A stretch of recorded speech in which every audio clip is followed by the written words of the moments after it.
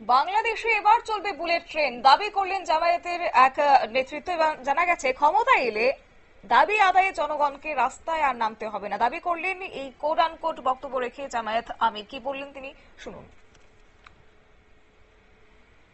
আমরা বিশ্বাস করি 5 বছরে উন্নয়নের বুলেট ট্রেন আমরা চালু করতে পারবো না, কিন্তু ইনশাল্লাহ এক্সপ্রেস ট্রেন আমরা চালু করতে পারবো। এক সময় বুলেট ট্রেনও চালু হবে ইনশাল্লাহ। ইনার্সিয়া অফ মোশনে তখন সিভিলাইজেশন সামনের দিকে চলতে থাকবে আল্লাহ চাইলে।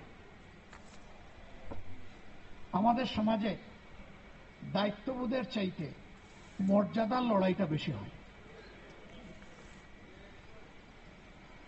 আমি যদি দায়িত্ববোধের সাথে আমার দায়িত্বটা পালন করি, মর্যাদা আমার পিছনে গোলামের মতো লেগে থাকবে। দুনিয়ার মানুষ মর্যাদার চিন্তা করে না। জাপানের মানুষ 9 ঘন্টা কাজ করে, এই 9 ঘন্টার ভিতরে 1 ঘন্টা তাদের লেজার পিরিয়ড। আপনারা শুনলেন জামাত নেতৃত্বের বক্তব্য। যেহেতু বাংলাদেশের সামনে রয়েছে নির্বাচন, তার আগেই এই দাবি করলেন যে বাংলাদেশে বুলেট ট্রেন চলাবে, এমনই দাবি আছে জামাত নেতৃত্বের। নিয়ে নিচ্ছি ছোট্ট একটি বিজ্ঞাপন বিরতির সঙ্গে থাকুন।